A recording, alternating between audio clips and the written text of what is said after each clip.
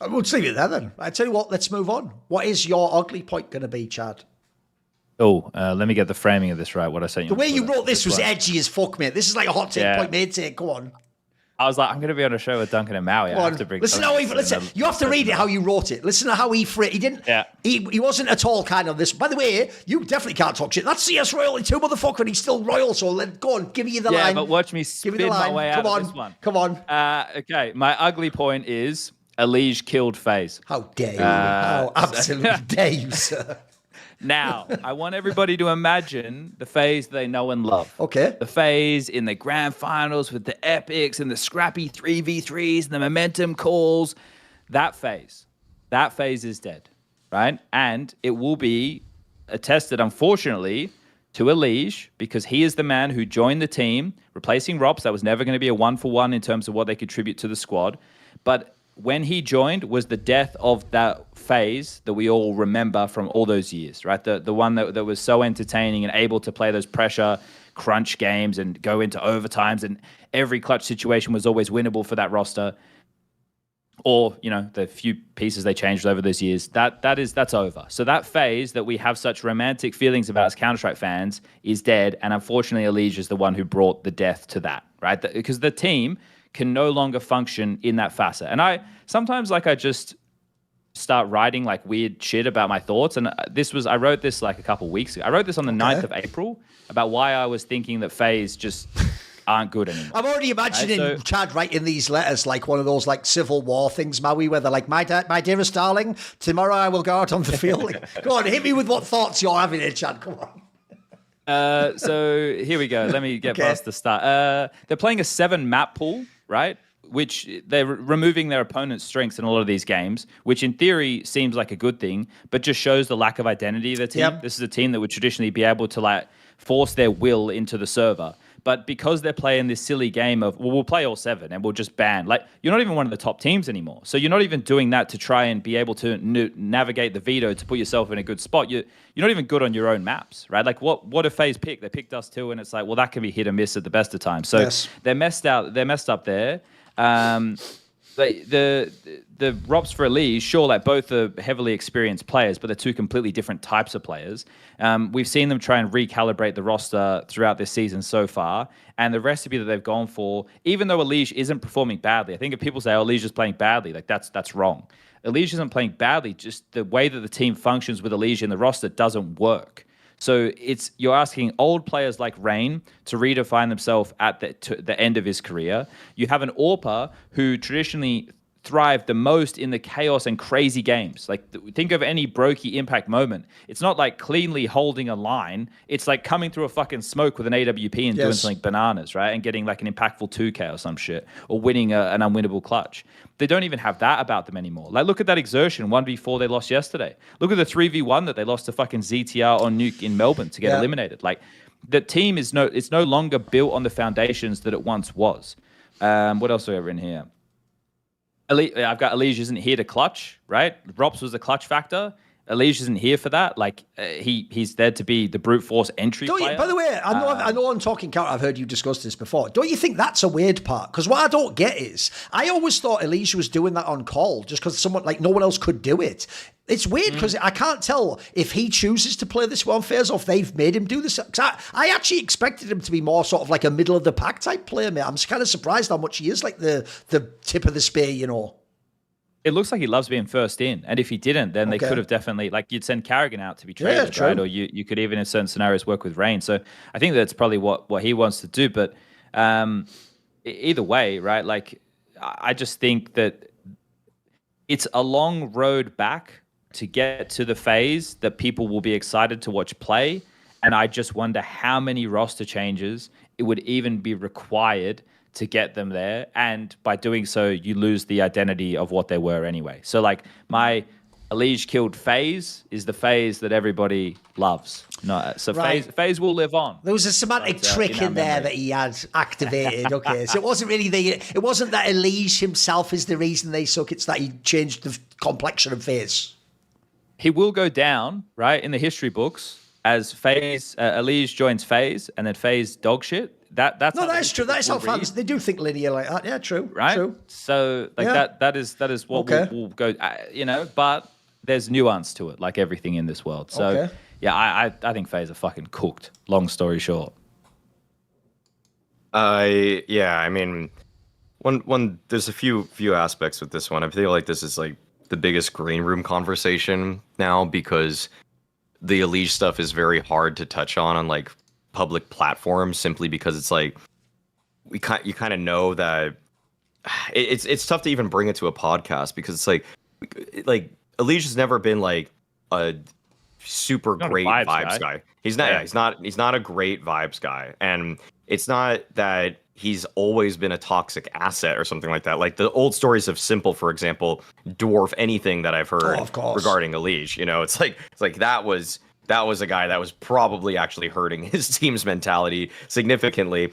But to me, EliGE has just always been more of a perfectionist, and he wants to see things run in a system that he can follow. And I even said this actually back when Complexity was playing their was it Bucharest event. Dust said on the desk something about like he thinks he knows the player that Grim is, and he kind of like was like everything we've gotten from Grim is like that's it, that's all there is. And I was kind of like, I think your mentality changes an awful lot when you have a guy next to you that even though you respect him in EliGE, he's no longer breathing down your neck. Like you can free up your own level of play. You're able to take the fights that you think are good. You don't have to always respond to somebody and try to explain logically, was this the perfect fight to take? The problem is that like even in some of the rounds where FaZe lose them, like I think when they lost to Falcons, for example, on Ancient, there is like EliGE is sometimes the first domino. So that's what's always confusing too. He's not always playing as safe as he possibly can, which makes me believe like why who's holding him accountable too for some of these things. But the problem with FaZe, and it's always been the problem, even when they were in Grand Slam major winning form, is that there's always people that just make individual mistakes. They don't play off of first contact of their teammate. They go for an unnecessary and unprompted wide swing because they just want to take a fight, and that's how you lose every clutch. Is a guy that just wants to take a fight that really should be a 2-on-1 swing or a play for first contact, get the trade kill.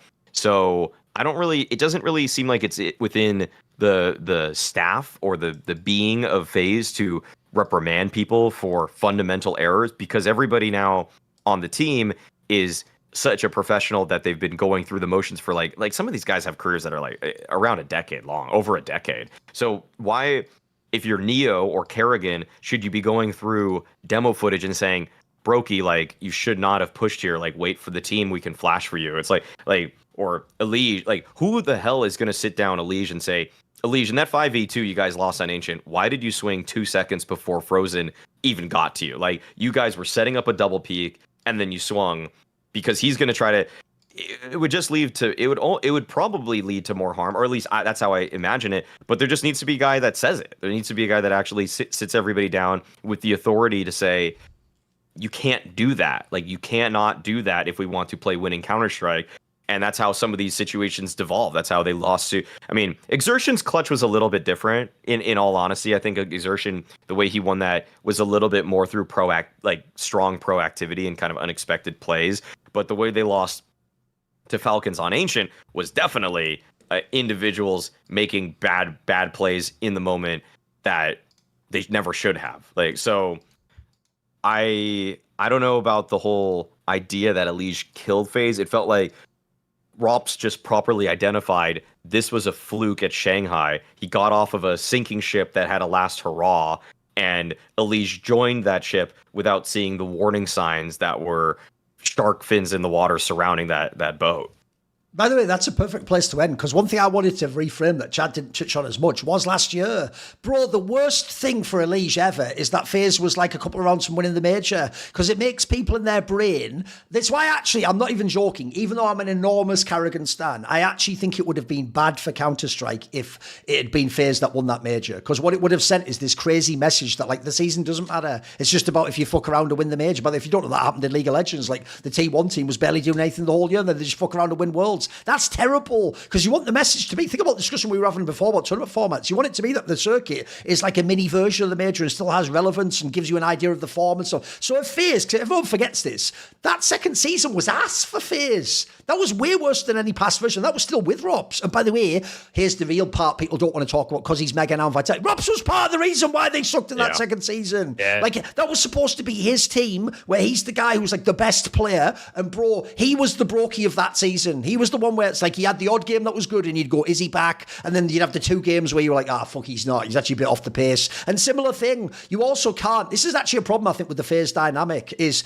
in a weird way, I think your vibes angle's good. Because if you think about this, right?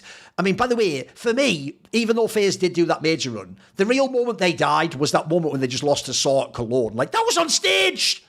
Fuck! Holy fuck! You're losing to Materis. You're FaZe. You're supposed to you're supposed to do what you did at Shanghai and fuck around and almost win the thing. Like, not just actually capitulate to a team that nobody thought was going to then win the next match. Like, spoiler, that Vitality fucking Saw match was the worst match ever played on a stage. Like, it was terrible. So that was already a bad look, but you just redeemed it sort of and stole the sort of credit back with the Shanghai run because it was so epic. And by the way, Rops was even good in that playoff run, so it kind of made people forget. And I think people do act like the Vitality Rops today was the one in FaZe. He wasn't. It's why actually when he made that comment, I got it. You know, when he made that comment, everyone donked on him for where he was like, I just asked for more firepower. And they were like, you're supposed to be the firepower. No, he was fully aware he wasn't though. What he meant is, I want a Zimu next to me. He basically was saying like, get Monacy or something, mate. That's what that, to read between the lines, that's what he was saying. He wasn't saying I should level up and then we'll be good again. And so what I would also say is this. First of all, I think that whole season, sadly, made people have unrealistic expectations for FaZe that they haven't lived up to. Because I'll tell you what,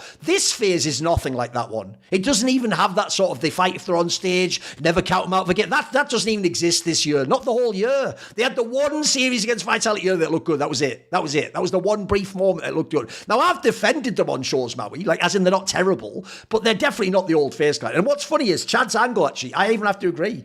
You know what? The vibe space angle, normally I would say, I fucking hate angles like that with people. That was a team that lived on vibes. I always thought the genius of FaZe was, when you know what I always say, they did it by committee with those 3 players. That's almost the genius of how it worked. All 3 of them on their own couldn't have been a Zimu. But if you let them all sort of coexist and just kind of like actually make it not a high pressure environment, like notice how the thing you think about with FaZe is you think about them winning a ridiculous round and not going like, oh my God, they'd all be laughing. They'd all be like, lol, like, fucking Broky's done it again. Oh, you thought you had the round 1, but Rops did a crazy 1v4. Lol, check this out. Look at fucking, Rain popped off when you thought he was the old man. Like, I always thought in a weird way, I'll give you a mad abstract angle. There's actually a concept in the occult, believe it or not, that one of the things you can do to banish evil entities and spirits and demons is laugh, because the idea is one thing that they hate is the idea you sort of mock them or you don't take them seriously, because part of the idea of the occult is the notion that you connect in with your like imagination in a way, and if you believe something's real, you believe it's scary, it has power over you. But if you laugh, it's a banishing effect where it makes it like, see, in a weird way, I think that's what that is part of the FaZe magic. That they could essentially, they were the only team I've ever seen, by the way. Even all-time great teams don't do this. Like, by the way, Astralis was super serious. You think of Fnatic back in the day, they were all playing, they were all quiet. The craziest thing ever about FaZe magic is they would play like it was a for fun game, but it would be like a semi-final of a stage arena game. And you almost felt like, for real, they're almost thinking in the 1v3, like, lol, and then I'm going to stand up and then Carrigan's going to be like, are you entertained? They were almost like, it was like wrestling. They were prepared for the fucking spots and everything was crazy. That FaZe has not existed this year. And so in that sense, you are right, Chad, because I'll tell you what, that is not EliGE's personality. I'll tell you right now. He should be, like I said, in an old, really serious, like an Astralis team where, we have like, the joke is we win the game, but then Magus and Glaive have an half an hour argument about how we could have won better on Inferno or something like that. That's the sort of team he's built for. So I have to say, even though he's not to blame for that, he clearly doesn't add vibes in that regard. Like, if people don't know, I know Rups is quiet, but he has that like quirky sense of humor where he has that weird, almost like Zuma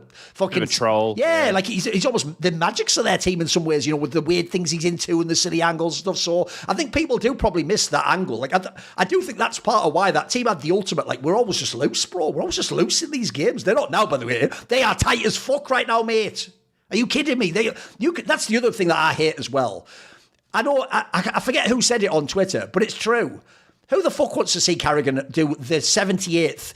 If you're old school, you remember this. He's now at the point, Chad, where because in the server he can't do anything, he's doing what Pasha and Taz did for the last 2 years of VP. You just apologise on Twitter every time you lose. Yeah. You just put a mildly sad tweet so people go, hey, you're a legend, bro, keep your head up. And then you go and then you try to do what I said earlier, what Megix doesn't do. You try and sort of appeal to the fans. Like, sorry, I know it's bad. Don't worry, I'm going to try and improve. I'll do my best, you know. The problem with that is, though, when you come from being the most sort of like, lol, we're wearing like a leather jacket on a fucking motorbike, lol, I might just fuck around and win this event. That guy can't be the one like, hey, but actually, I've got to open up. I'm really vulnerable. Actually, right now, I'm not really in the best place. Like, I don't want to hear that from the cool guy, so I'm with you. Like, the real problem with this is FaZe is dead as a team. What you loved about FaZe doesn't exist. And some of it is that EliGE is in the roster. I agree with that. And by the way, the sad thing about the squad is, though, he is the second best player of the team. Like, Frozen's really good. I still think he's really good. By the way, I actually think the one person who's benefited from this here is Frozen. He just looks really good no matter what the floor of the team is. My problem is, though, I do think EliGE is good, but I just want to quickly reference one thing,